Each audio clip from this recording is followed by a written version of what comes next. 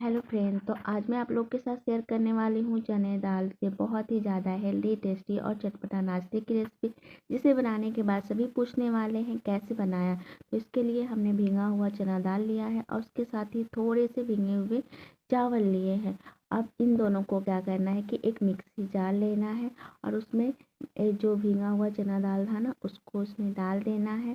उसे डालने के बाद उसके साथ ही हमें यहाँ पे जो भीगा हुआ चावल था ना, उसको भी इसी में डाल देना है।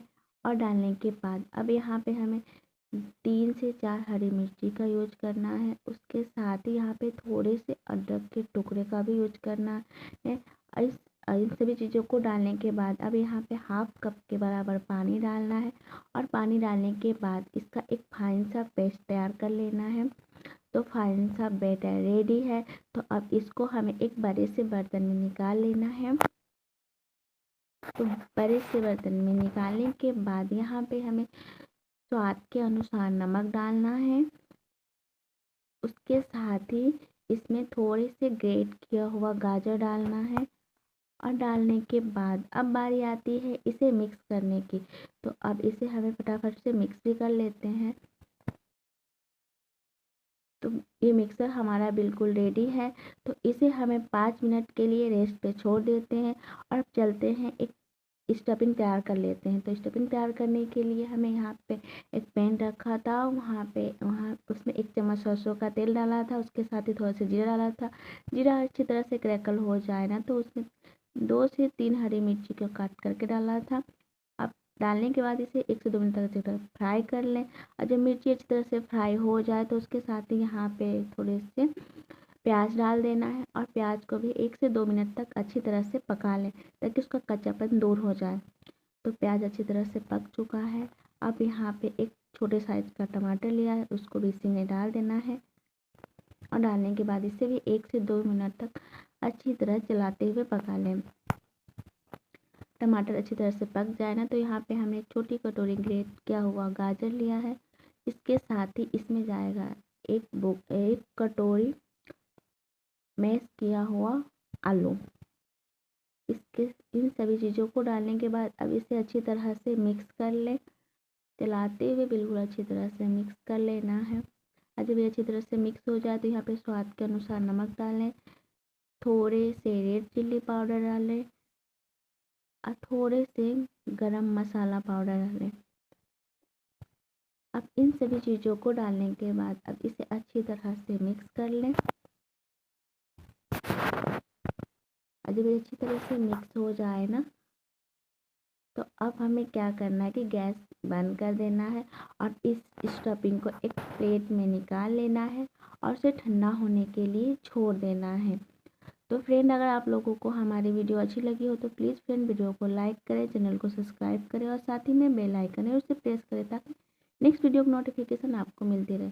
तो अब इसके बाद क्या करना है कि हमें छोटी छोटी साइज की कटोरी लेना है और उस कटोरी में थोड़ा सा तेल लगा लेना है। और तेल लगाने के बाद जो हमने बैटर तैयार करके रखा था ना, वो लेना है और उसमें थोड़ा सा इनो डाल कर उसे अच्छी तरह से मिक्स कर लेना है। और मिक्स करने के बाद अब इस मिक्सर को ना हमें एक चम्मच करके ना इन सारी कटोरियों में डालना है। ज़्यादा नहीं डालना है, बस थोड़े थोड़े करके ही डालना है। तो सारे में हमने थोड़ा थोड़ा बैटर डाल के रेडी कर लिया है। अब बारी आती है जो हमने स्टफिंग तैयार किया था ना आलू का, वो स्टफिंग लेना है और उसका ना हमें जैसे कि हम लोग कोई टिक्की का शेप देते हैं ना, वैसे छोटी छोटी साइड में हमें टिक्की का शेप देना है, मतलब शेप बना लेना है। और शेप बनाने के बाद हमें ना इस बैटर के ऊपर रख देना है। बहुत ईजी है फ्रेंड, आप लोग प्लीज़ इस नाश्ते को ज़रूर ट्राई करें। तो टिक्की बनाने के बाद अब इसे इसके ऊपर ऐसे रख देना है। तो सारे में हमने रख दिया है टिक्की।